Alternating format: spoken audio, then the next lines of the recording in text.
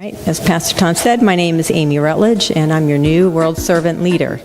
The World Servant team, it's made up of individuals who are involved with missions that currently serve our local community very well, such as Halifax Urban Ministries, First United Methodist Children's Home, Room at the Inn, and the Thrift Boutique.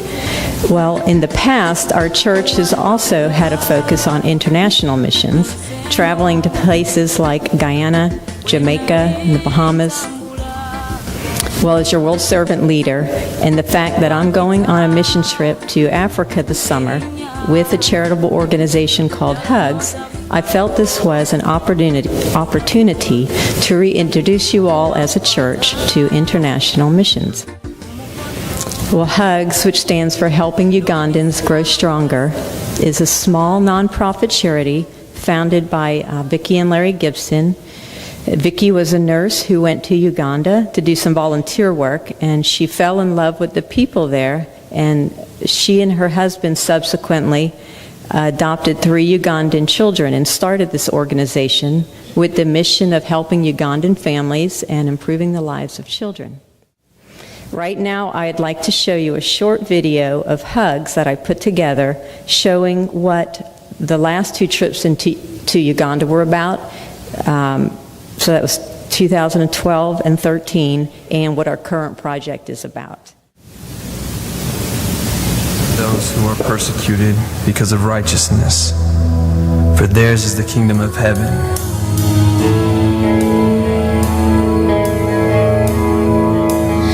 Blessed are the merciful, for they will be shown mercy. Blessed are the pure in heart, for they will see God.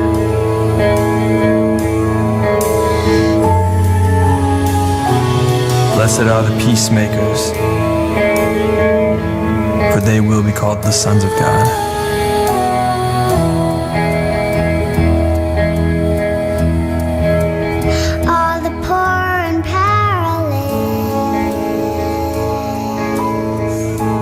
This June, I'm going to be part of a team traveling to Chakatu, the refugee settlement in western Uganda. This settlement is home to over 16,000 refugees, of whom the majority are women and children. This year's commitment is to the Angels Care School, a successful primary school in the settlement that has swelled to over 500 students, grades 1 through 7. And the students are a mix of Ugandans and refugees from countries such as Rwanda, the Democratic Republic of Congo, and Burundi. The refugees are not Ugandan citizens, and they cannot or will not, out of fear of persecution, return to their mother country. Chakatu is referred to as a settlement camp as opposed to a refugee camp.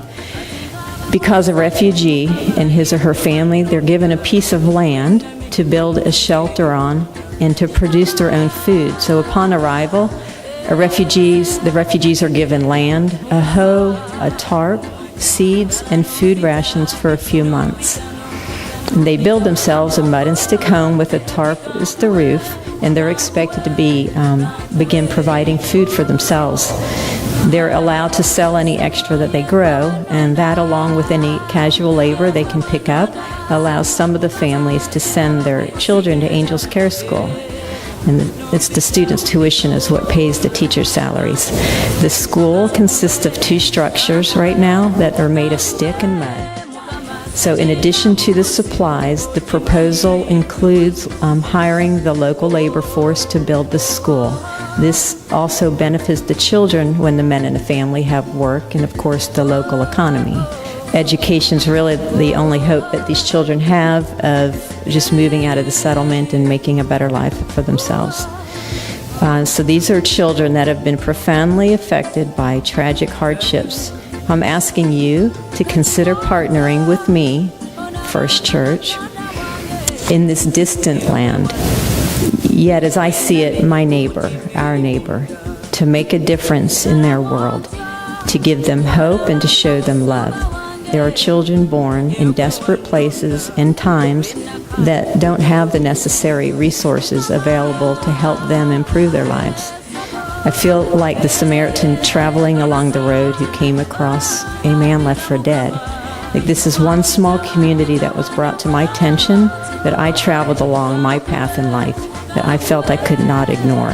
So now I'm sharing this community with you, along with the opportunity to help provide for these children in need.